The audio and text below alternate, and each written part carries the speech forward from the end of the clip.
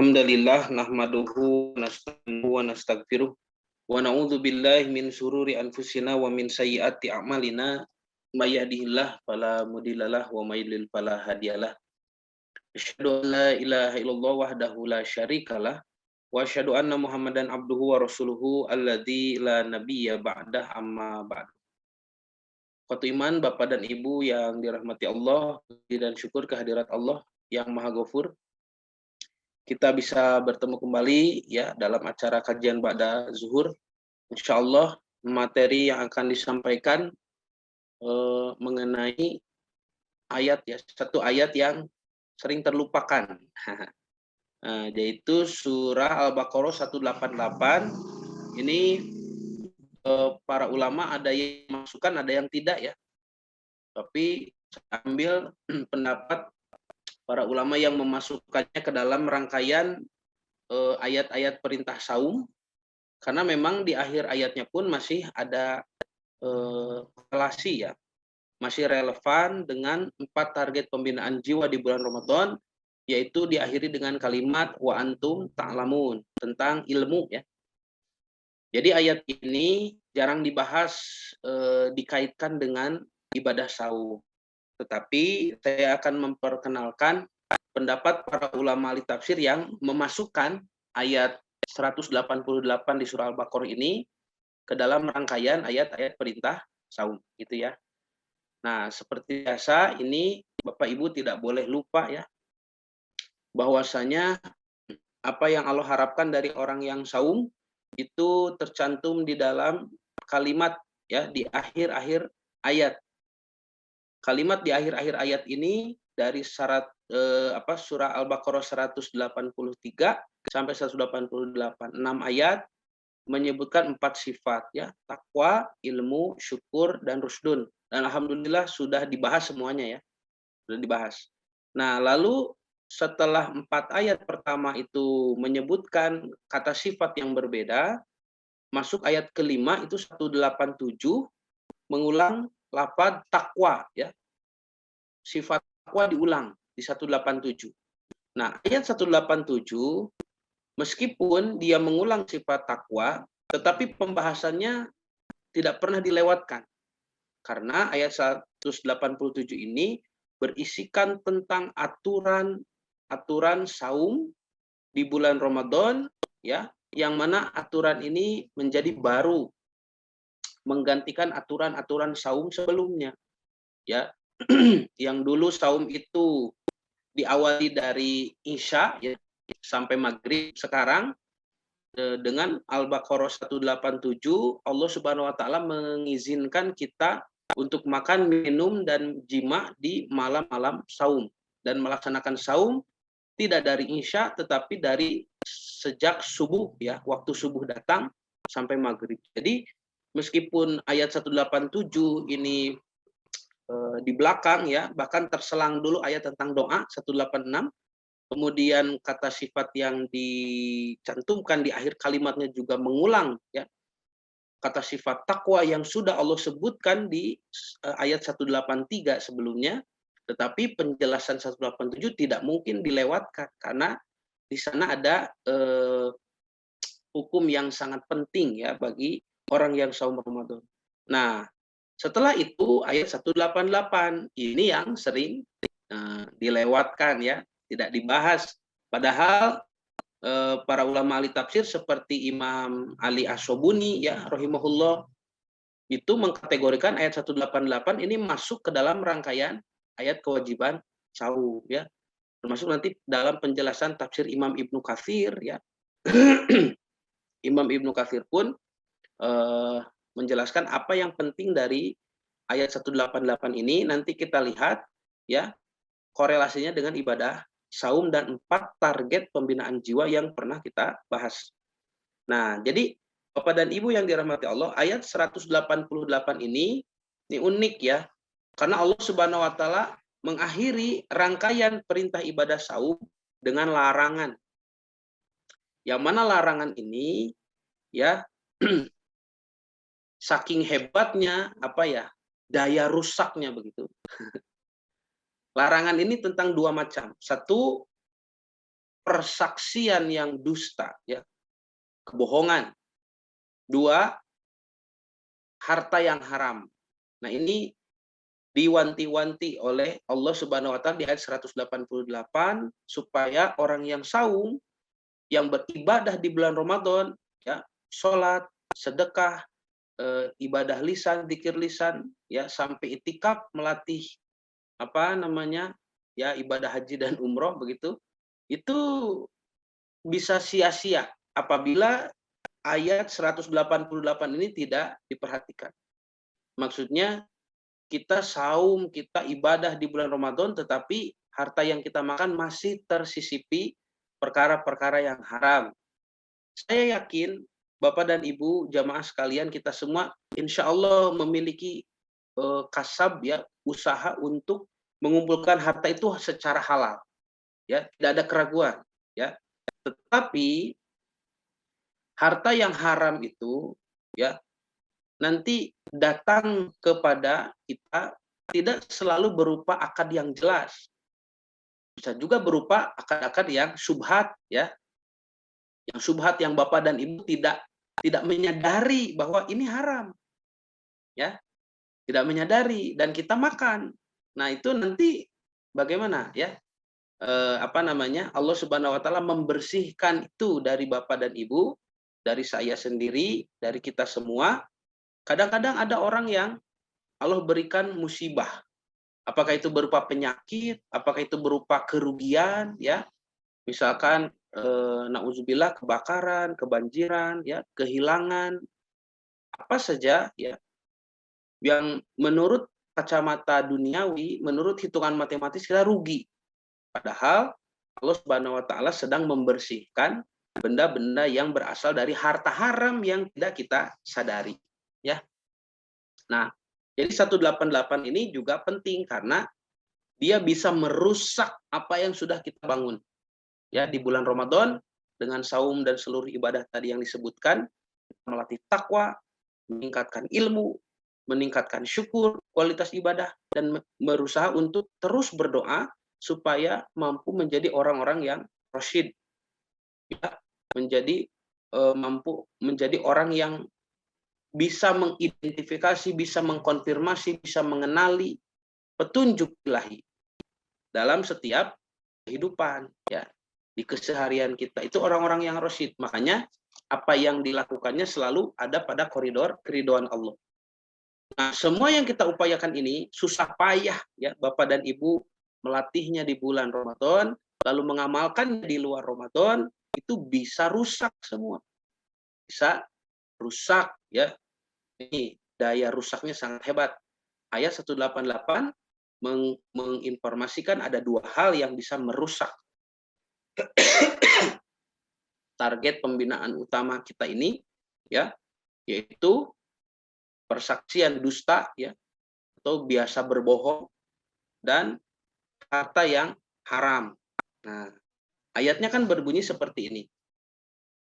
Al-Baqarah 183, ya. A'udzu billahi minasyaitonir rajim. Wala ta'kulu amwalakum bainakum bil batil. Wa tudlu biha ilal hukami litakulu fariqom min amwalin nasi bil ismi wa antum la ta'lamun. Allah berfirman, dan janganlah sebagian kalian memakan harta sebagian yang lain di antara kalian dengan jalan yang batil. Dan janganlah kalian membawa urusan harta itu kepada hakim supaya kalian dapat memakan sebagian dari harta benda orang lain dengan jalan berbuat dosa. Apa? Membujuk hakim atau meyakinkan hakim dengan kebohongan-kebohongan, ya, dengan berdusta, dengan bersaksi palsu. Wa antum ta'lamun, padahal kalian tahu bahwa harta itu bukan hak milik kita. Nah, ini kita lihat, ya. Ada 2 kosakata di sini yang diperhatikan. Yang pertama adalah al-batil, ya. Kalimat batil ini lawan daripada hak, ya. Dari batil itu lawan daripada kebenaran. Ini kebatilan. Jadi janganlah memakan harta kamu dengan cara yang batil. Nah, Bapak Ibu saum, sholat malam, sedekah, ibadah di bulan Ramadan, tadarus, itikaf, semua. Tetapi harta yang kita makan berasal dari sumber yang batil. Nah, itu bisa merusak semuanya, ya. Semua yang kita tanam di kebun, ya, itu seperti dibakar habis. Karena kita memasukkan ke perut kita perkara yang haram, sesuatu yang didapat dari akad yang batil, ya. Atau juga watudlu biha ilal hukam, kita membawa, ya, ke hakim-hakim, misalkan kasus persengketaan perebutan harta. Litakulu farikon min amwalinas, supaya kita mau memiliki, ya, harta yang bukan hak kita, tapi kita jago berbicara, kita bisa bersaksi, kita punya teman yang mendukung misalkan, hanya untuk mendapatkan keuntungan berupa harta milik orang lain di hadapan pengadilan hakim, ya, maka itu disebut dengan mendapatkan harta dengan cara bil ismi, dengan ism. Ism itu kan berbuat dosa, begitu ya. Wa antum ta'lamun, padahal kalian tahu. Nah, maka kebatilan, al-batil, disebut juga dengan disertai adanya penyebutan al-ismu, ya, ism, yaitu dosa, gitu ya. Nah, di sini Imam Ash-Shobuni rahimahullah di dalam kitabnya Sofatu Tafasir, ya, kitab yang masyhur, yang terkenal di kalangan santri, kalau santri pasti tahu, ya. Nah, beliau mengatakan surah Al-Baqarah ayat 188 ini berbicara tentang apa yang mesti kita makan, bagaimana cara mencari makanan, ya, mencari dengan cara apa kita makan.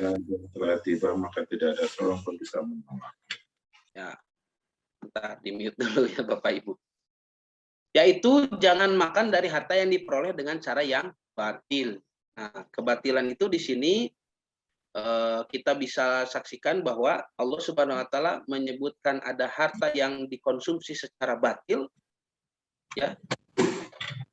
Ada juga nanti dosa yang disebut di sini adalah kebohongan yang dipersaksikan di dalam pengadilan, di depan hakim, gitu ya. Jadi ada dua dosa mungkin di sini, ya. Satu berbohong, ya, berdusta. Yang kedua adalah memakan harta haram. Yang mana keduanya, ini nanti kita bisa menemukan ayat-ayat dan hadis yang memang Nabi melaknat itu. Melaknat kebohongan dan melaknat mengkonsumsi harta haram. Yang ada kaitan dengan 4 target jiwa yang kita upayakan supaya bisa dilatih di bulan Ramadan. Ya, sebagai contoh misalkan harta haram itu kan bisa menghalangi doa. Ya. Sedangkan memperbanyak doa itu yang kita upayakan di bulan Ramadan supaya kita menjadi orang-orang yang rasyid. Jadi bagaimana bisa tercapai rasyid itu kalau doa kita terhalang karena ada makanan yang haram, ya. Apalagi nanti ketika kita sudah berilmu dan tahu itu haram, double-double dosanya, ya. Jadi orang yang tidak sadar saja hati-hati terhadap perkara haram itu, kalaupun tidak disadari, ya, itu bisa menghalangi dosa. Tetapi apalagi bagi orang yang berilmu, ya. Pasti orang yang berilmu itu diuji dengan keilmuannya. Dan itu bisa dirasakan sendiri. Bahkan bagi kami para santri, ya, tingkat santri saja sudah bisa merasakan itu. Kalau saya misalkan mengatakan satu hukum di depan orang lain, itu nanti hukum yang saya katakan itu Allah berikan kejadian yang saya diuji dengan ucapan saya sendiri. Aduh, saya mengatakan ini kepada orang lain, harusnya begini bersikap, ya, di dalam Islam itu. Lalu saya dihadapkan pada situasi yang menagih, begitu ya. Menagih sikap saya untuk bertindak sesuai dengan apa yang saya ucapkan. Itu sering terjadi, ya. Itu sering terjadi. Jadi ahli ilmu itu memang diuji dengan keilmuannya. Nah, Bapak dan Ibu yang dirahmati Allah. Jadi meskipun ayat ini tidak ada kaitan dengan saum, ya, tetapi secara tidak langsung memang ayat ini penting dan bisa disebut masih merupakan rangkaian daripada ayat-ayat kewajiban saum. Seperti surah Al-Baqarah 186, ya, terkait dengan doa, itu kan ayatnya bukan tentang saum, tetapi doa yang disampaikan di dalam pesan doa ya, pesan tentang doa, ada berdoa di sana, bagaimana Allah berjanji kepada orang yang berdoa, itu ada kaitan dengan ibadah saum, yaitu pada pencapaian target rosyid ya. Dan juga memang ketika beribadah saum, kita ini memiliki kualitas doa yang baik ya. Sinyalnya sedang mantang begitu. Nah, begitu juga ayat 188 ini tidak bercerita tentang saum, tetapi menceritakan satu hal yang penting sekali diketahui bagi orang-orang yang ingin menyempurnakan ibadah saumnya di bulan Ramadan. Nah, jadi secara zohir ayatnya, secara tekstual ya tampak dia tidak langsung menyebutkan tentang hukum saum atau kaifiat saum, keutamaan dan seterusnya.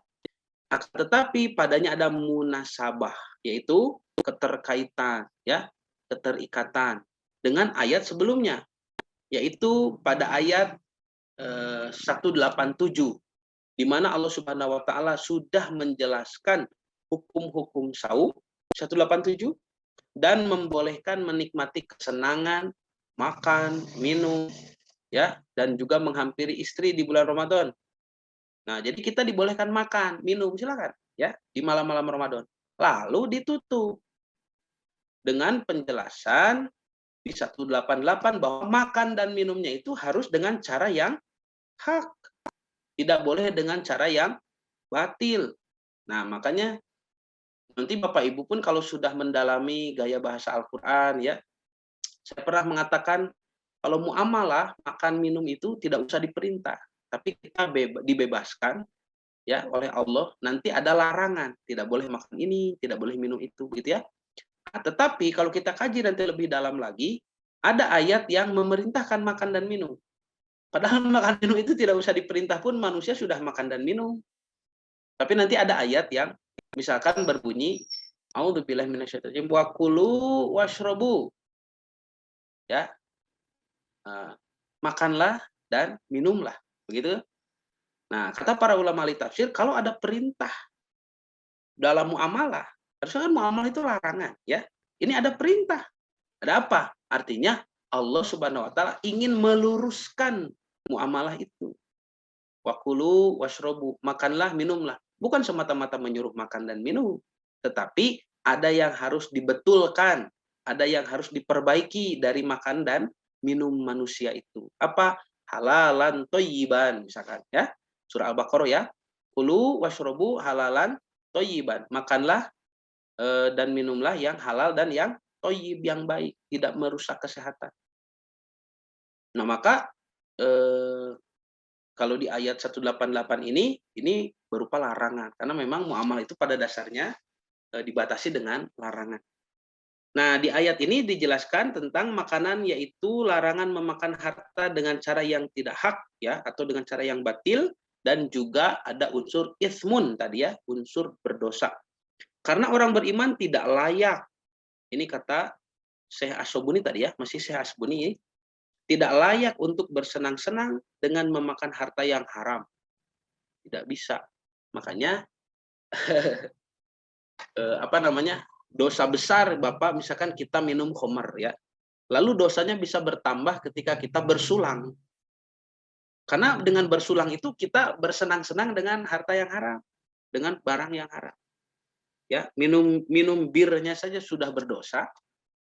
Jangankan minum kan, kata Nabi membelinya, orang yang membeli, bahkan dia meskipun tidak meminum, tapi dia yang membelinya, yang menjualnya, yang ya memberikan dana untuk pembelian khamar itu.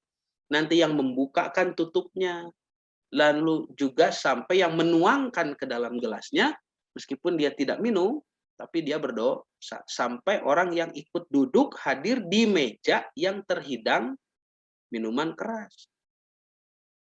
Itu yang saya dulu membuat saya memberanikan diri untuk selalu menolak. Ketika saya berkuliah di Jepang, profesor kami tiap selesai kuliah itu selalu mengajak makan-makan dan minum-minum. Ya, nah saya selalu menolak.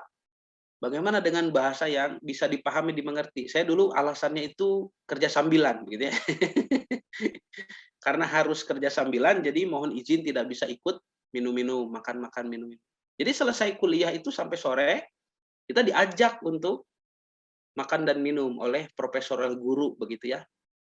Ini kaget juga karena seumur hidup ya, seingat saya ketika sekolah itu semua guru dari guru TK sampai guru diniyah, guru sanawiyah, guru aliyah, muallimin, guru universitas ya. Karena saya juga berkuliah di Universitas Islam dulu, S1-nya itu semuanya mengajarkan bahwa khamar itu haram. Baru sekarang ketika mengambil kuliah pasca sarjana di Tokyo, saya bertemu guru yang mengajak minum khamar. Ini bagaimana? Ya. Dari dulu saya mendengar dari guru khamar itu haram, tidak boleh diminum. Ini ada guru mengajak minum khamar, makanya berat. Ya. Nah, jadi duduk saja di satu meja yang hidangannya ada makanan haram itu tidak boleh. Nabi melarang kita. Kita harus menampakkan diri sebagai seorang muslim yang tidak mau bersenang-senang dengan apa yang Allah haramkan. Nah, begitu ya. Jadi orang yang suka bersulang, kalau di Jepang itu kampai, begitu ya. Kampai pakai bir. Nah, itu dosanya sudah lebih daripada sekedar minum khamar. Nah, ada dosa yang lain ya. Ini kata para ulama ahli tafsir, orang beriman tidak layak untuk bersenang-senang dengan memakan harta yang haram, baik pada bulan Ramadan maupun di bulan yang lain. Ya. Nah, sekarang kita lihat penjelasan dari Al-Hafidz Imam Ibnu Katsir rahimahullah. Beliau menjelaskan ada riwayat dari Ali bin Abu Thalhah dan dari Ibnu Abbas ya radhiyallahu anhum ajmain. Bahwa ayat ini berkenaan dengan seorang lelaki ya yang mempunyai sejumlah hutang ya, hutang harta. Sedangkan orang yang punya piutang yang meminjamkan begitu ya. Oh, ini pemiutang. Bagaimana nih bahasanya tidak enak. Tidak mempunyai bukti yang kuat. Ya, jadi sulit mau nagih nih. Lalu lelaki yang mengingkari utangnya itu dia mengadukan perkaranya kepada hakim, padahal dia mengetahui bahwa dia berhadapan dengan perkara yang hak, yaitu sebetulnya dia punya hutang dan harus membayar. Tapi ketika ditagih, dia bersumpah ya mengaku tidak punya hutang dan bahwa dirinya berada di pihak yang salah berdosa memakan harta haram. Sebentar ya Bapak Ibu. Sebentar.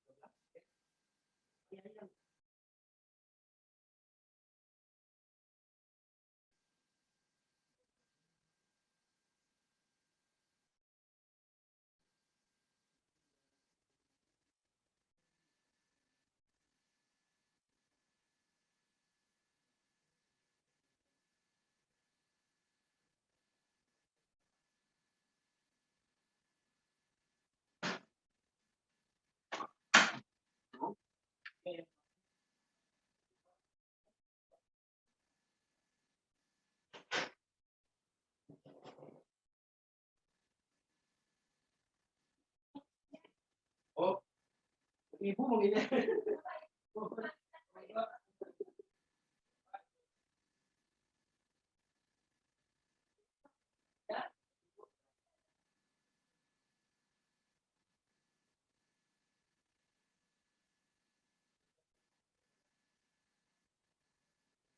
Oh,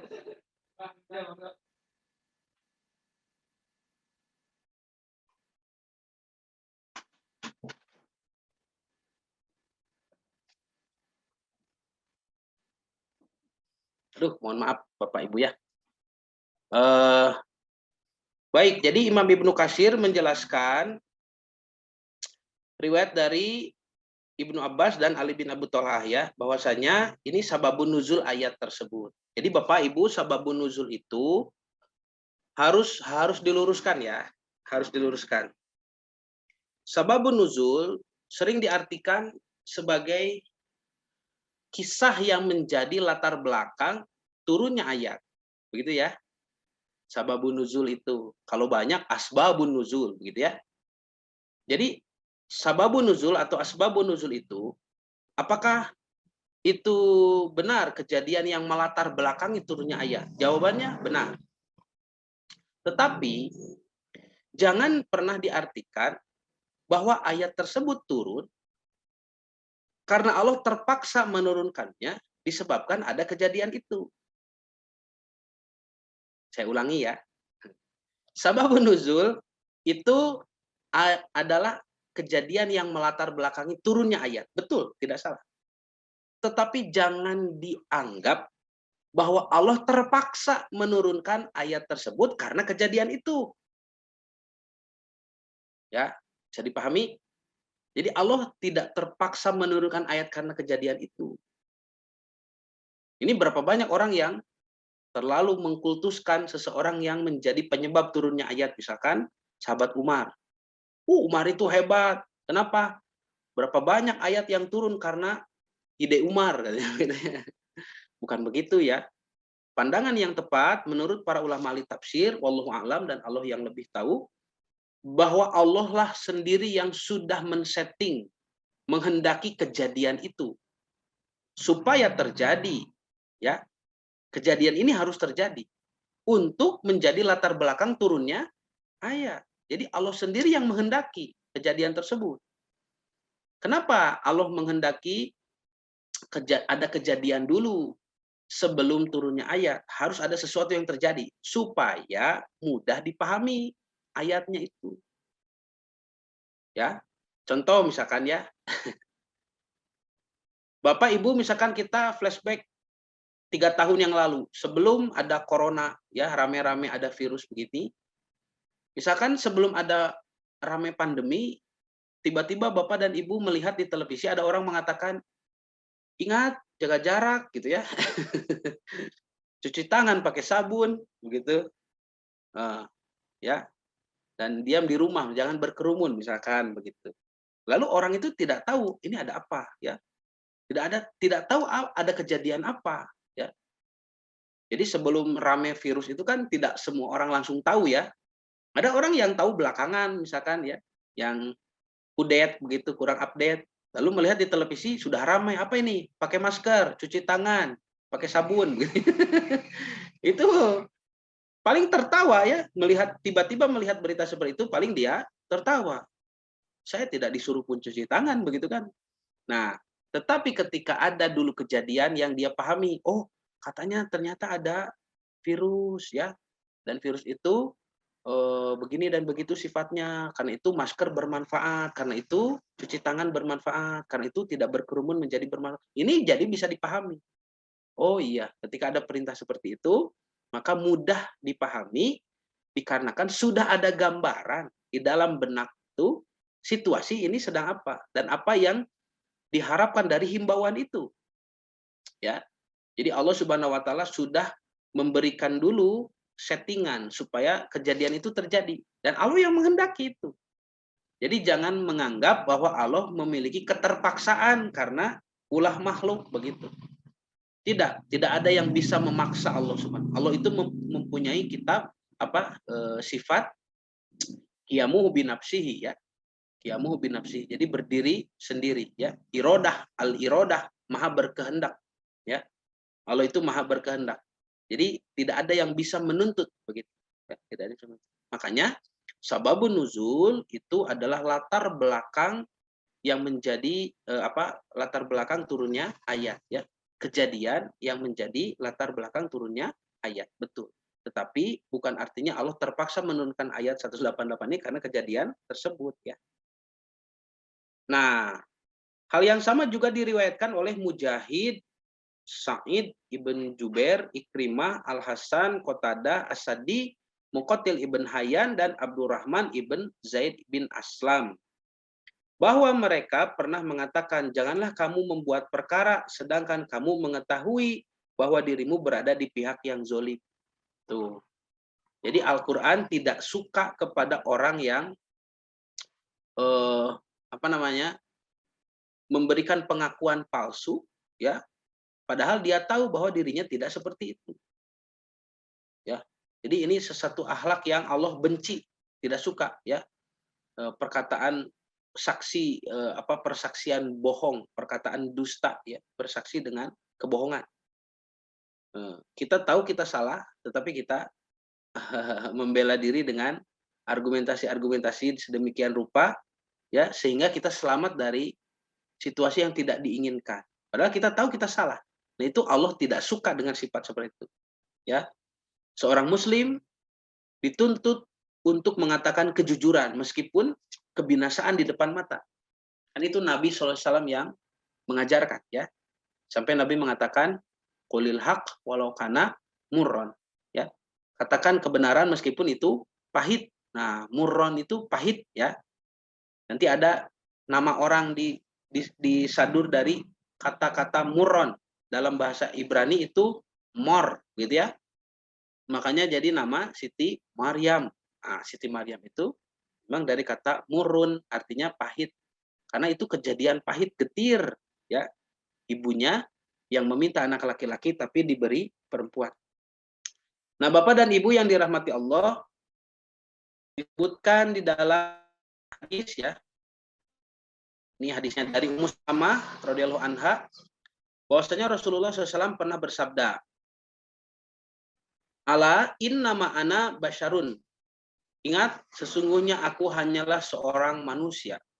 Wa innama ya'tini al-khismu fala'alla ba'dakum an yakuna hana bihujjatihi mim ba'din fa'aqdi lahu. Dan sesungguhnya sering datang kepadaku orang-orang yang mengadukan perkaranya. Karena Nabi itu kan ahli hikmah. Ya. Di zaman Rasulullah SAW, para sahabat setiap ada perkara pasti datang kepada Nabi. Ya. Nah, barangkali kata Nabi, sebagian dari kalian lebih pandai dalam mengemukakan alasannya daripada yang lain. Tuh, ya. Karena itu, maka aku fa'aqdi lahu, memutuskan perkara untuknya, padahal dia lebih pandai bicara.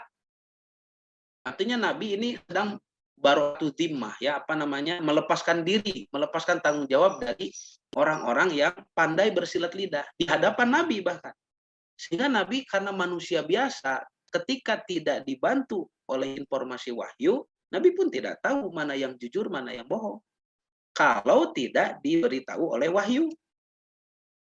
Maka ketika wahyu memang sedang tidak turun, lalu ada orang yang bersaksi dusta di hadapan Nabi, dan Nabi justru malah mempercayainya, seperti kejadian Hawadisul Ifki ya, yang mana waktu itu ada fitnah yang terjadi antara Siti Aisyah radhiyallahu anha dengan Rasulullah SAW, yang mana ada yang mengadukan kepada Rasul, katanya Siti Aisyah berdua-duaan dengan sahabat Sofwan bin Mu'attal.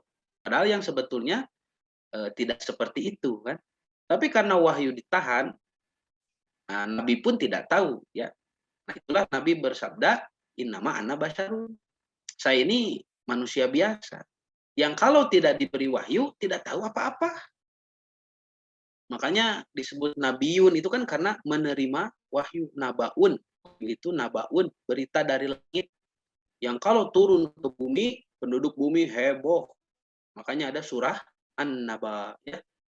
Amma yatasa'alun. Apa yang mereka pertanyakan itu? Anin naba'il azim, tentang berita dari langit yang membuat heboh, berita agung ini. Ya. Kan kesana aladin hum fihi yakhtalifu, yang mana orang-orang berselisih. Berkata begini, berkata begitu.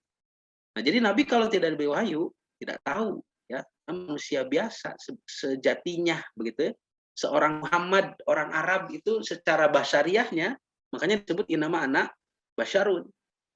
Ya. Jadi Nabi itu menjadi mulia, menjadi rasul, menjadi panutan, jadi contoh kita karena memberikannya wahyu. Nah, apabila setelah fa'dilahu, maka aku memutuskan perkara untuknya, padahal dia hanya orang yang pintar bersilat lidah. Faman qadaitu lahu bihaqqin muslimin, kata Nabi ya.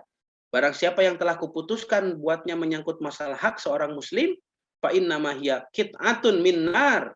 Lalu dia menang nih. Yang Nabi bela, yang Nabi putuskan perkaranya, dia menangkan. padahal dia sedang berbohong karena pintar berbicara sampai Nabi Muhammad SAW pun terkecoh begitu ya. Nah, ini kan menunjukkan bahwa Nabi itu memang mengakui, menyadari bahwa dirinya tidak memiliki kekuatan apa-apa kecuali Allah yang memberikan. Dari mulai pengetahuan, mukjizat, semuanya ya, contoh-contoh ibadah itu semata-mata dari Allah, wahyu. Semata-mata sisi manusiawinya, Nabi pun seperti kita. Ini buktinya. Nabi mengatakan, aku berlepas diri karena aku manusia biasa. Jika di antara kalian ada yang mengadukan perkara kepadaku, lalu karena dia lebih bagus bicaranya, dan aku condong kepada orang itu, aku memutuskan perkaranya, lalu dia memenangkan perkara tersebut, dan perkara itu ada menyangkut masalah hak seorang muslim, ya. Jadi dia mencuri hak orang lain.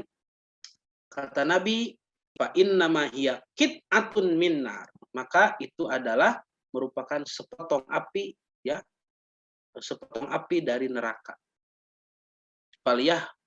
Faliyahmilha au layadarha, ya.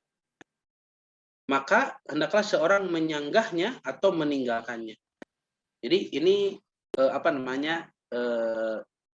berlepas dirinya Nabi Muhammad SAW dari orang-orang yang pandai bersilat lidah begitu. Jadi banyak kasusnya kan, ketika Nabi tidak diberitahu wahyu, lalu Nabi pada saat itu tidak tahu, ya, lalu Nabi keliru, itu ada, ya. Nah, tetapi kekeliruan Nabi itu tidak sampai pada tingkat yang menyesatkan, tidak, ya. Hanya saja Nabi keliru secara hukum duniawi saja begitu, karena manusia biasa. Pernah Nabi lewat ke depan kebun orang yang sedang mengawin-ngawinkan pohon kurma, ya. Yang ini buahnya lebat tapi tidak manis. Yang satu lagi manis sekali buahnya tetapi kurang banyak berbuah. Dikawinkan, ya, supaya menjadi lebat dan manis. PTK kalau saeutik teu amis dehnya. Tah habis kitu Nabi lewat. Kata Nabi, bukankah sebaiknya dibiarkan sebagaimana jenisnya pohon kurmanya, dikawin-kawinkan gitu engke pacampur. Dan we atuh sakumaha karakter aslina itu, karena Nabi yang berbicara, maka sahabat yang sedang mengawinkan pohon kurma ini menurut, karena disangkanya itu adalah pandangan dari langit, ya. Lalu ketika panen, ya, mengalami kerugian begitu, ya, tidak sebagus biasanya, dan dia mengadu kepada Rasul. Sahabat ini mengatakan, ya Rasulullah, saya mengikuti nasihat Anda begini begitu, tetapi panennya ternyata buruk. Lalu Nabi mengatakan, ya, inna ma'ana basyarun mislukum ini. Kata-kata ini itu berulang kali Nabi pernah sabdakan, ya. Jadi kalau bahasa kita mungkin Rasulullah SAW menjawab, itu pandangan saya pribadi, bukan wahyu. Jadi mohon maaf kalau keliru begitu, ya. Jadi memang ada, ya, sisi kemanusiaannya Nabi Muhammad SAW. Waktu perang Badar. Ketika perang Badar itu Nabi berinisiatif dengan pemikirannya sendiri bahwa pasukan muslim itu menempati tempat di tengah lembah, ya, tengah lembah Badar. Lalu ada sahabat yang bertanya, ya Rasulullah, apakah kita berdiam diri di tengah lapang ini, di tengah lembah ini adalah wahyu dari Allah? Lalu Nabi mengatakan, lah, tidak, ya, ini pandangan saya saja. Nah, kalau begitu, kata sahabat yang bertanya ini, saya memiliki ide yang lebih bagus, bahwa kita jangan diam di tengah lembah, tapi diam di dekat sumur. Di lembah Badar itu ada beberapa sumur, ya, mata air. Kita diam di situ, membuat kemah, markas kita di situ, supaya nanti musuh ketika berperang di lembah ini, mereka kehabisan air, gitu ya. Kita yang menguasai sumber air. Kata Nabi, santa, bagus pendapatmu ini. Lalu diikutilah pendapat itu. Itu kan terjadi berulang kali, ya. Nabi menunjukkan sisi kemanusiaannya, ya. Nabi memang manusia, gitu. Nah, Bapak dan Ibu yang dirahmati Allah. Jadi ini dalam hadis poinnya yang berkorelasi dengan penjelasan Al-Baqarah 188 adalah hadis ini menunjukkan bahwa keputusan hakim tidak boleh mengubah hakikat kebenaran yang Allah tetapkan. Hakim itu manusia biasa, bisa jadi tertipu, bisa jadi juga melakukan penyimpangan, penyelewengan, ya, seperti adanya riswah, sogokan, dan macam-macam. Lalu hakim memutuskan perkara, maka di hadapan Allah perkara yang haram tidak akan bisa menjadi halal meskipun diketuk palu oleh hakim, gitu Pak. Jadi yang haram tidak akan menjadi halal, begitupun yang halal tidak akan menjadi haram. Melainkan dia hanya memutuskan hakim itu berdasarkan apa yang tampak pada lahiriahnya saja. Jadi sesuai dengan kondisi hakim. Bagaimana dulu di zaman Ali bin Abu Thalib ya? Ali bin Abu Thalib pernah lewat ke rumah seorang Yahudi, lalu melihat ada jubah perang yang dijemur begitu ya, digantung di halaman rumah Yahudi. Lalu Ali mengatakan, saya kenal jubah ini jubah saya, kata Ali ya, yang hilang. Lalu Ali melihat jubah tersebut dan semakin yakin ini jubah saya. Ya, dilihat ciri-cirinya oleh Ali jubah perang itu. Lalu Yahudi milik rumah itu keluar. Ada apa, kata Yahudi? Kata Ali, dari mana kau dapat jubah ini? Setahu saya ini jubah saya, begitu kan? Yang hilang. Kata Yahudi, tidak mungkin. Ini jubah saya. Lalu Ali mengajaknya untuk menghadap ke pengadilan, ke hakim. Ya, di negara Islam itu ada pengadilan, ada hakim ya. Ketika Yahudi itu menyetujui, baik kata Yahudi, ayo ke sidang ya, ke hakim. Karena Yahudi ini jago sekali berbicara ya. Nah, tetapi nanti Yahudi ini di ujung kisahnya dia masuk Islam kan ya, karena melihat akhlak kaum muslimin. Yang pertama yang dilihatnya ketika Ali bin Abu Thalib datang ke pengadilan, Ali tidak dieluk-elukan oleh masyarakat. Jadi masyarakatnya cuman lihat senyum begitu ya. Assalamualaikum gitu ya. Jadi tidak seperti melihat siapa ini kan khalifah, Ali sedang jadi khalifah waktu itu. Ya, khalifah itu kan lebih tinggi dari presiden, Bapak Ibu ya. Bagaimana lihat tuh presiden Rusia ya, Vladimir Putin kalau lewat ke jalan. Wah, itu kan masyarakat pasti berdesak-desakan, ingin bertemu, ingin bersalaman gitu ya. Presiden Amerika, presiden Eropa ya. Itu semuanya begitu. Nah, tetapi kalau Ali bin Abu Thalib, kenapa tidak ya? Jadi Yahudi ini heran, kok ini khalifah ya? Tidak ada fanatisme yang terlihat dari masyarakatnya. Kenapa? Karena Ali bin Abu Thalib sudah biasa bertemu dengan mereka. Tiap sholat di masjid ketemu ya. Di pasar Ali berkeliling memperingatkan orang-orang supaya jujur dalam berdagang, bertemu. Jadi mungkin di satu hari itu tidak ada orang yang baru bertemu sudah lama tidak bertemu ya. Ada orang yang baru ketemu, tidak ada. Semuanya orang-orang yang biasa Ali temui sehari-hari. Bahkan mungkin tadi pagi sudah ketemu begitu. Jadi ya biasa saja ya. Itulah hebatnya pemimpin Islam. Pemimpin Islam itu merakyat betul. Yang disebut belusukannya betul, bukan belusukan pencitraan begitu ya. Jadi sahabat Umar itu kan sampai keliling ya ke pinggiran kota Madinah mencari orang yang kelaparan. Kalau ada yang ketemu dikasih sumbangan, dikasih sembako. Lalu Umar berdoa, segala puji bagi Allah yang telah menyelamatkan aku dari tuntutan ya orang yang kelaparan ini di akhirat. Jadi Bapak Ibu, seorang pemimpin itu bertanggung jawab terhadap siapa saja di daerah kekuasaannya yang kelaparan. Nanti di akhirat itu, waduh, dihisapnya luar biasa. Makanya berat jadi pemimpin itu. Para sahabat kalau jadi pemimpin, kalau terpilih menjadi pemimpin, itu istirja. Mengucapkan innalillahi wa inna ilaihi raji'un. Istirja. Tidak ada yang dipilih jadi pemimpin sujud syukur itu, arti itu. Nah, Ali bin Abu Thalib itu sudah biasa bertemu dengan masyarakat. Makanya Yahudi ini terheran-heran. Kok kenapa tidak dielu-elukan ya? Nah, lalu Ali masuk ke sidang, ke ruangan sidang, daftar. Ya, orang yang menerima pendaftarannya juga biasa saja. Assalamualaikum begitu ya. Biasa, tidak ada sebagaimana histeris begitu ya. Lalu kata Ali, saya dapat urutan berapa. Ini setelah itu dijelaskan. Oh ternyata harus antri, maka antri gitu ya. Ali dengan orang Yahudi itu antri. Ini yang kedua. Kata orang Yahudi, Anda ini kan khalifah. Kenapa tidak minta langsung diproses? Persidangan kita ini mengenai jubah siapa, milik siapa ini, haknya. Menurut hakim.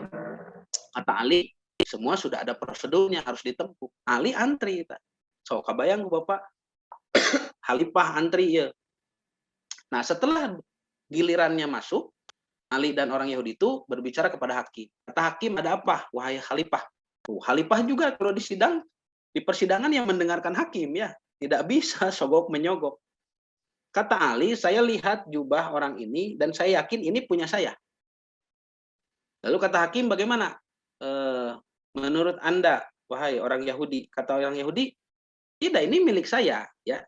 Saya punya buktinya begitu ya. Istri saya tahu saya beli di anu begitulah, dia berbohong.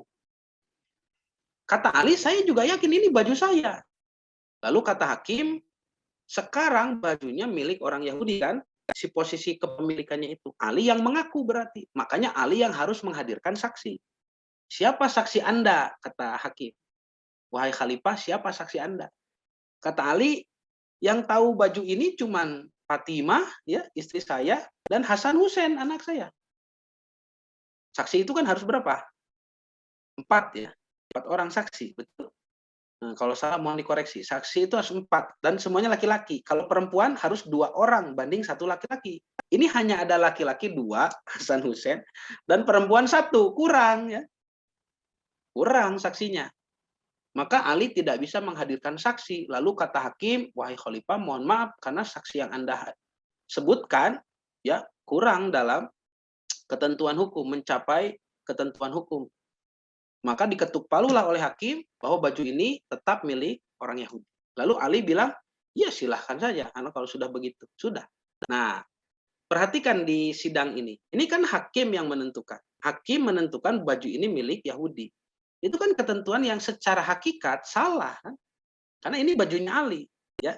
Tetapi karena Yahudi ini pandai berbicara, di samping Ali pun tidak bisa menghadirkan saksi, maka hakim memutuskan baju ini milik orang Yahudi, padahal dia mencuri.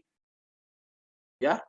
Nah, dari mana kita tahu bahwa ini baju Ali dan Yahudi itu mencuri? Karena di akhir kisah ini dikatakan Ali pulang bersama hakim ya yang bersidang, jaksa tadi semuanya, karena sidang sudah tidak ada lagi setelah Ali. Mereka pulang dan biasa ngobrol, berbincang-bincang ya, ngabring gitu ya. Lalu Yahudi ini makin aneh.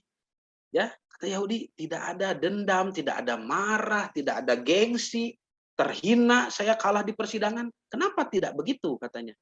Lalu Yahudi ini mengejar Ali dan katakan, wahai Ali, kenapa? Bagaimana ini urusan jubah kita ini? Kata Ali, kan sudah diputuskan tadi jubahnya milik kamu, meskipun saya yakin itu jubah saya. Ya. Lalu Yahudi bertanya kepada hakim, Pak Hakim bagaimana?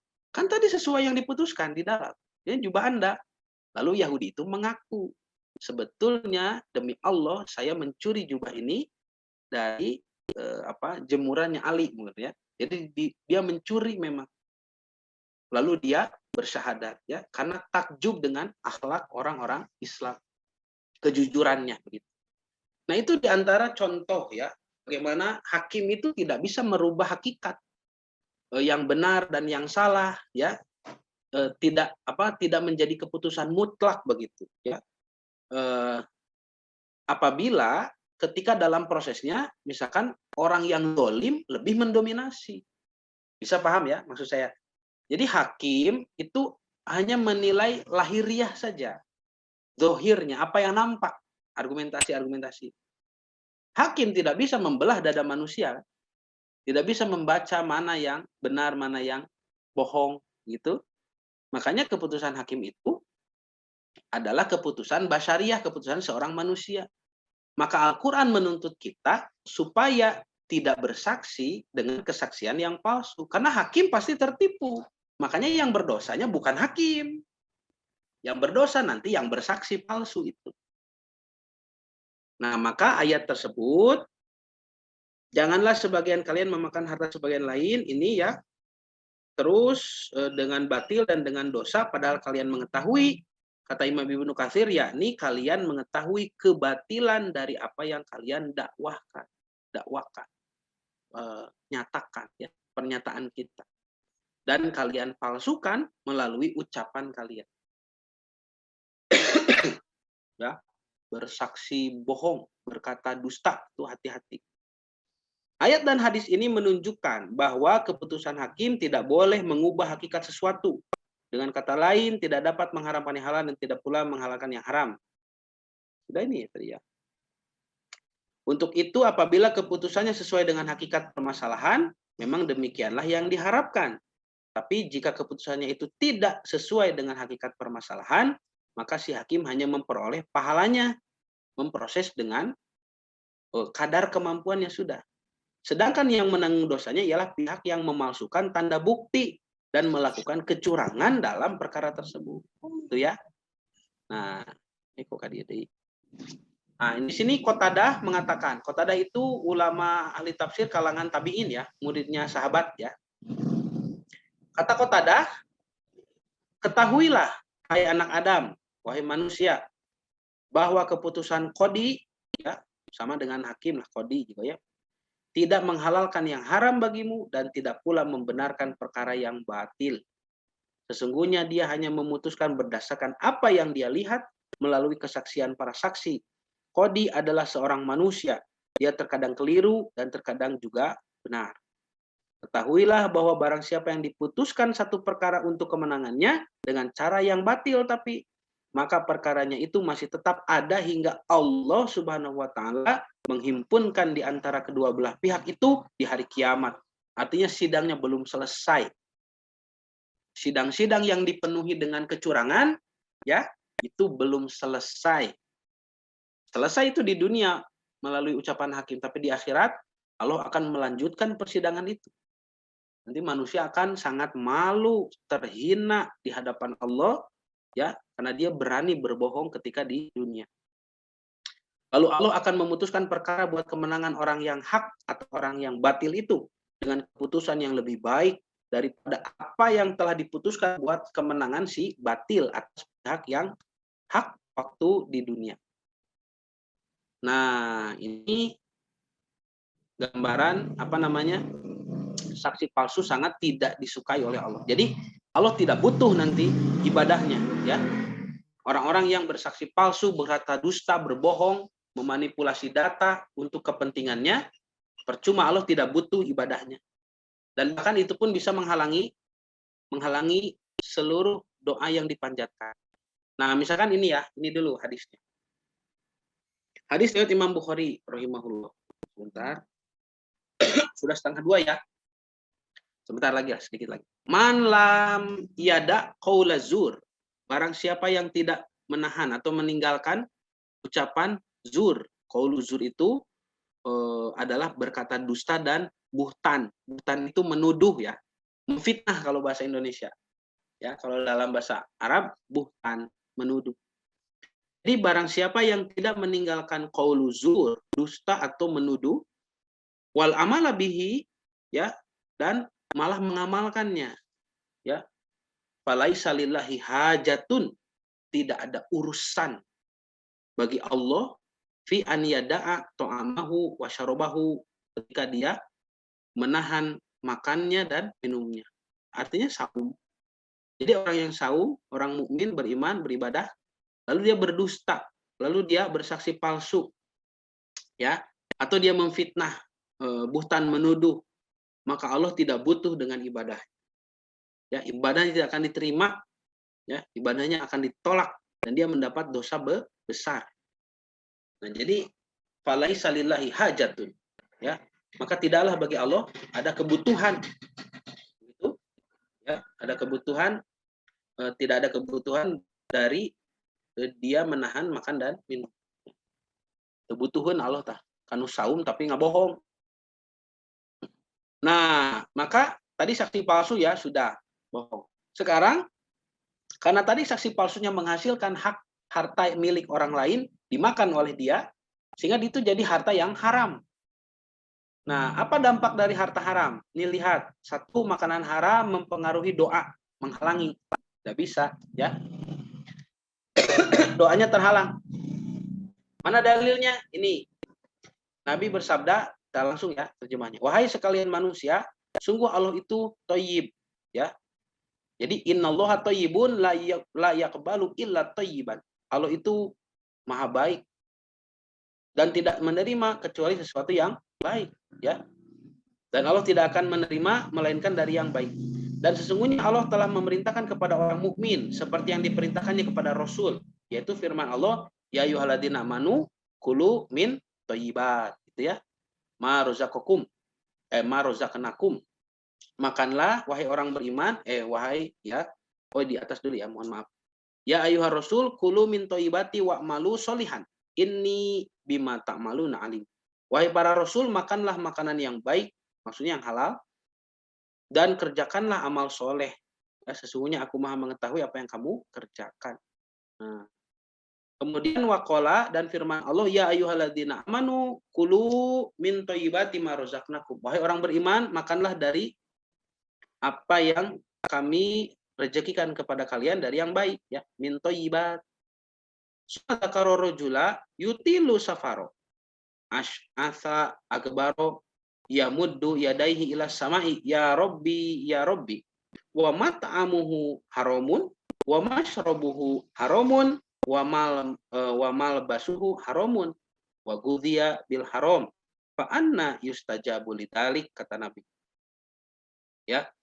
Jadi Nabi menceritakan seorang laki-laki yang telah menempuh perjalanan jauh tujuh safar. Biasanya kan kalau sedang safar doanya itu dekat kepada Allah, ya.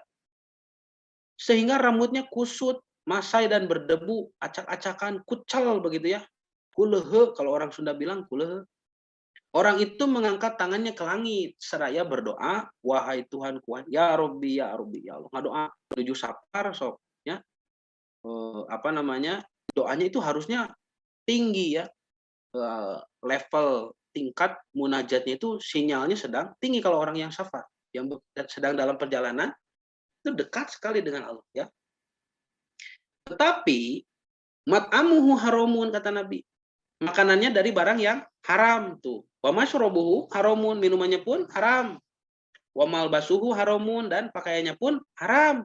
Wa ghudhiya bil haram, dan dia ya diurus atau diberi makan dari yang haram. Fa anna yustajabu lidzalik, maka bagaimana Allah mau memperkenankan doanya? Bagaimana Allah mengijabah doanya kalau begitu, ya? Nah, ini menjadi dalil bagi kita bahwa perkara haram itu akan menghalangi kepada doa dan ibadah, ya. Kemudian apalagi harta yang haram menghalangi doa, sedangkan sebaliknya harta halal akan mewariskan amalan yang soleh. Lihat nih. Allah berfirman di dalam surah Al-Mu'minun, ya ayyuhar rasul, ya ayyuhar rusul, ya. Jamak berarti rasul-rasul. Kulu min thayyibati, makanlah dari yang halal, dari yang baik. Wa'malu sholihan, dan beramal solehlah. Tuh ada penyebutan yang berurutan. Makan yang thayyib, halalan thayyiban yang baik, ya. Lagi halal, lalu beramal solehlah. Inni bima ta'maluna alim. Aku maha mengetahui apa yang kamu kerjakan. Kata Sa'id bin Jubair, ya, dan Ad-Dohak mengatakan, yang dimaksud dengan makanan thayyib adalah makanan yang halal. Ini Imam Ibnu Katsir yang mengutip. Lalu Imam Ibnu Katsir mengatakan, Allah Ta'ala pada ayat ini memerintahkan para Rasul alaihimussalatu wassalam untuk memakan makanan yang halal, lalu disebut perintah beramal soleh. Penyandingan dua perintah ini adalah isyarat bahwa makanan halal adalah pembangkit amal soleh. Ya, jadi kalau ada orang yang sulit beribadah, sulit diajak ibadah, itu evaluasi lagi dari mana sumber hartanya. Karena ketika dia disibukkan diri dengan hal-hal yang haram, apalagi ya, maka Allah Subhanahu Wa Taala akan menyibukkannya dengan perkara yang tidak bermanfaat. Jadi kalau bapak dan ibu punya saudara, punya tetangga, punya teman, sulit, masih sulit, susah diajak beribadah, nah, bisa jadi banyak faktor, tapi salah satunya adalah mungkin dari harta yang akadnya tidak halal begitu ya. Makanya harus dievaluasi lagi. Dari mana selama ini dia makan? Nah, maka oleh karena itu para nabi benar-benar memperhatikan bagaimana memperoleh yang halal. Para nabi mencontohkan kepada kita kebaikan dengan perkataan, amalan, teladan, dan nasihat. Semoga Allah memberi kepada mereka balasan karena telah memberi contoh yang baik pada para hambanya. Amin. Para nabi ya. Alaihim salam. Alaihim salam. Jadi 124.000 orang nabi. Nah, di dalam surah An-Nisa nih, ternyata yang selanjutnya makanan halal itu juga bisa, mana tadi? Bentar. Nih, mencegah dan menjadi penawar bagi berbagai macam penyakit tuh Bapak Ibu. Jadi tubuh kita pun mengenali mana yang halal, mana yang haram. Itu akan berdampak pada kesehatan. Ya. Jadi memperhatikan kesehatan itu jangan sekuler. Sekuler itu hanya memandang dari sudut pandang duniawi saja, asal makanannya sehat, bebas dari kuman, bebas dari penyakit, begitu ya. Jangan begitu, bebas dari obat-obatan, misalkan pengawet, pestisida dan sebagainya. Bukan hanya itu yang diperhatikan, tetapi harus diperhatikan juga akad kehalalannya. Nah, disebutkan di dalam surah An-Nisa ayat 4, Allah berfirman, wa atun nisaa sodukotihinna. Berikanlah kepada perempuan-perempuanmu sodakoh mereka, mas kawin ya, mahar mereka, nihlatan ya, fa in tibna lakum an syai'in minhu nafsan fakuluhu hani'an mari'an. Nah ini, jadi berikanlah mas kawin mahar kepada wanita yang kamu nikahi itu sebagai pemberian dengan penuh kerelaan ya, nihlah. Fa in tibna lakum an syai'in minhu, kemudian jika mereka menyerahkan kepadamu sebagian dari mas kawin itu. Ini kan mas kawin itu harta yang kita upayakan dengan cara yang halal untuk meminang ya perempuan yang kita pilih dengan akad yang halal yang Allah ridhoi. Ini kan harta yang bagus. Ya, mahar kawin itu. Kita bersumpah di hadapan Allah untuk bertanggung jawab terhadap pasangan kita sebagai pemimpin rumah tangga. Ini harta yang halal. Dari yang halal digunakan untuk yang halal, diterima oleh yang sudah dihalalkan perempuan istri kita. Lalu istri kita memberikan kepada kita mas kawin tersebut. Pak, pakai saja ini mas kawin, ya. Kalau kita butuh uang pakai ini, ya. Maka Allah mengatakan, fakuluhu. Kalau mas kawin itu diberikan lagi kepada suami, fakuluhu, makan. Hani'an mari'an. Makanlah, ambillah pemberian itu sebagai makanan yang hani'an mari'an, yang baik zatnya, mari'an lagi juga baik akibatnya. Begitu. Imam Al-Qurtubi di dalam tafsirnya menukil dari sebagian ulama tafsir bahwa maksud firman Allah hani'an mari'an. Hani'an adalah yang baik lagi enak dimakan secara fisik dan tidak memiliki efek negatif, toyib pokoknya untuk badan. Ya. Sedangkan mari'an adalah yang tidak menimbulkan efek samping pasca dimakan, mudah dicerna dan tidak menimbulkan penyakit atau gangguan. Nah, tentu saja makanan yang haram menimbulkan efek samping ketika dikonsumsi sebetulnya. Karena makanan mengandung air. Bapak Ibu juga 75% adalah air. Kemaksiatan itu energi negatif. Maka air itu menyerap energi negatif, ya. Dan air itu menjadi buruk kualitasnya. Itu kan penelitian siapa? Jadi apa yang Allah ajarkan itu di dalam Quran dan Nabi ajarkan di dalam hadis, betul. Ini penelitian Profesor Dr. Masaru Emoto dari Jepang. Dalam bukunya yang terkenal The True Power of Water, ya. Nih, kalau ada yang punya pasti tahu ya. Di dalamnya beliau banyak memotret kristal-kristal air dan beliau berkesimpulan bahwa air itu hidup, ya, dan menghidupkan, begitu. Jadi selaras dengan firman Allah dalam Quran. Allah mengatakan, wa ja'alna fi kulli hayyin min ma'in. Kami jadikan setiap yang hidup dari air. Bapak Ibu ketika makan minum harus bismillah, membaca bismillah dulu, basmalah ya. Bismillah, cukup segitu. Jadi Nabi memerintahkan samillah. Ucapkanlah bismillah ketika makan. Bismillah, sudah. Ya. Nah, itu kualitas makanan dan minuman kita meningkat. Jadi sehat. Ya, karena Profesor Masaru Emoto ini membuktikan sendiri, setiap air itu bisa dipotret kristalnya dengan cara dibekukan. Ya, air yang dihina, dicaci maki, diberikan energi negatif, itu dia airnya apa ya? Kalau bahasa Sunda itu pundung, Pak. Ya, pundung itu apa ya? Ya dia sedih lah begitu ya. Airnya sedih, lalu kristalnya itu buruk. Dia tidak berkembang. Kualitas air menjadi sangat buruk. Kalau air itu dicaci maki, disebut mohon maaf disebut goblok saja, air itu tidak enak goblok. Itu ditulis oleh Profesor Masaru Emoto, ditulis di gelasnya, kamu goblok gitu ya. Bakayaro ya dalam bahasa Jepang. Tapi di satu gelas yang lain ditulis arigato, ya terima kasih.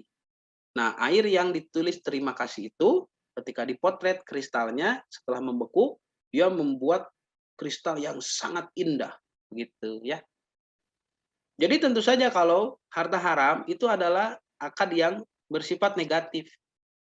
Bapak Ibu melanggar hukum Allah, itu negatif. Maka kenegatifan itu mempengaruhi kadar air di dalam tubuh kita, ya, kadar air dalam makanan minuman kita, tentu saja malah menurunkan kesehatan.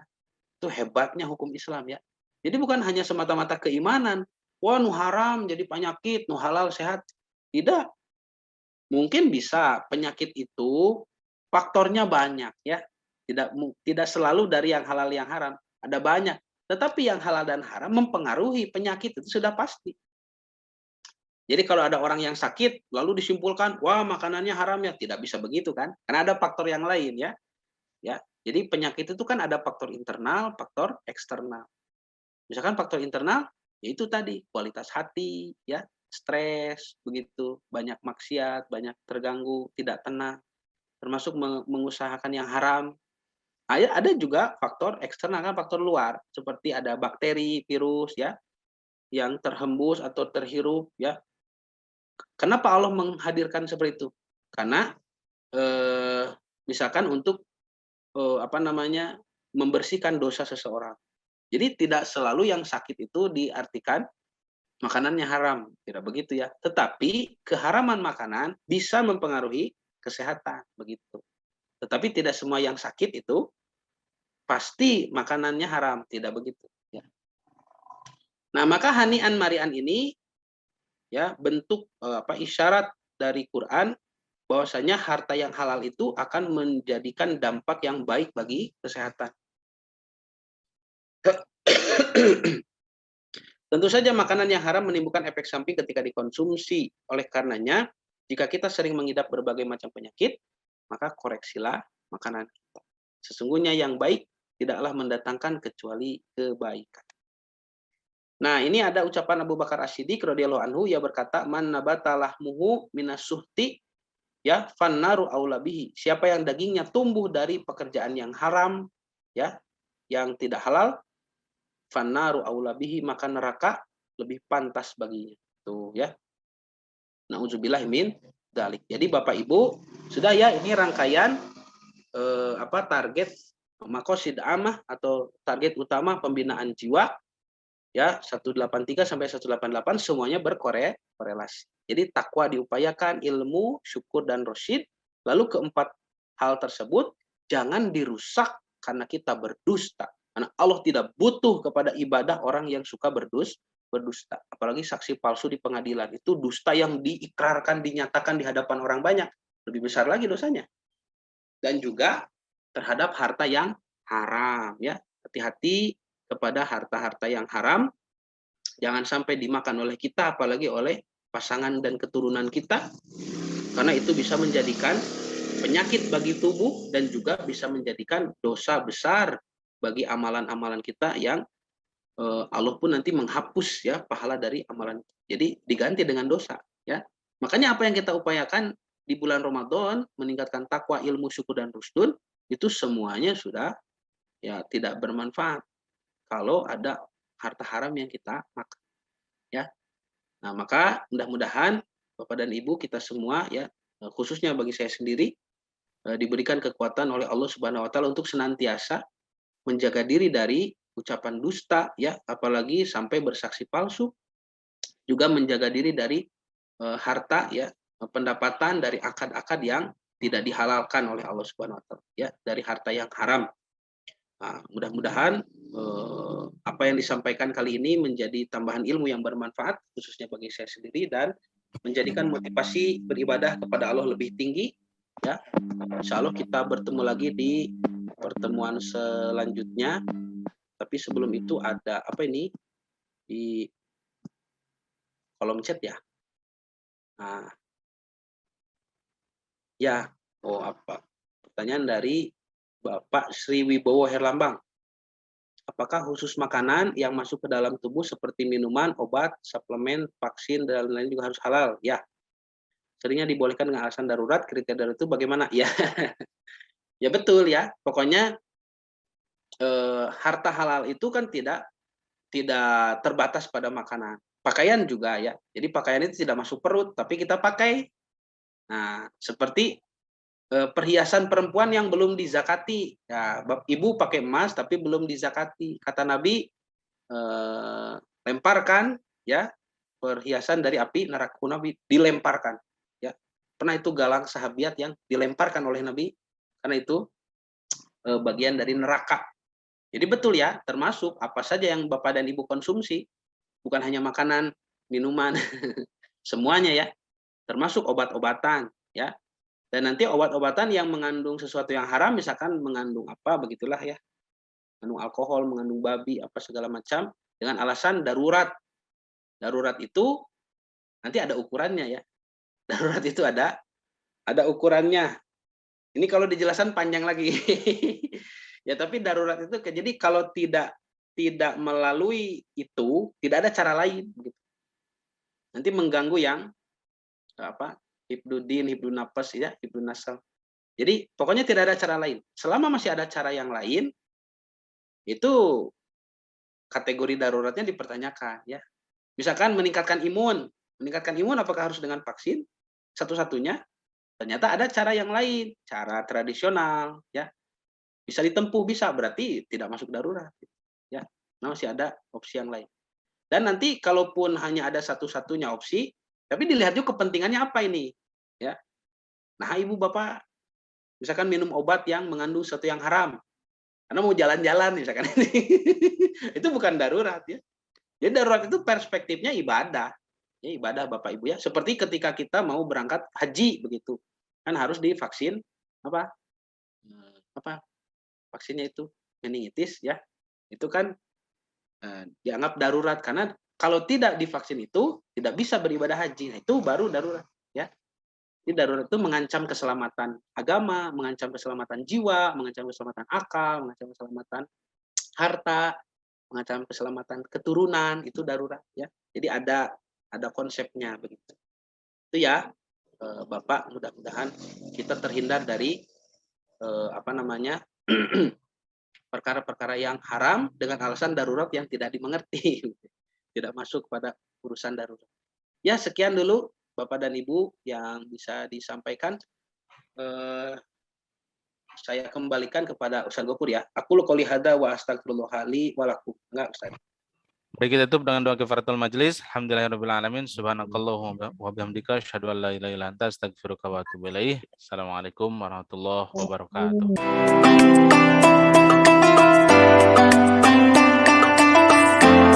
Dia dalam genggamanmu.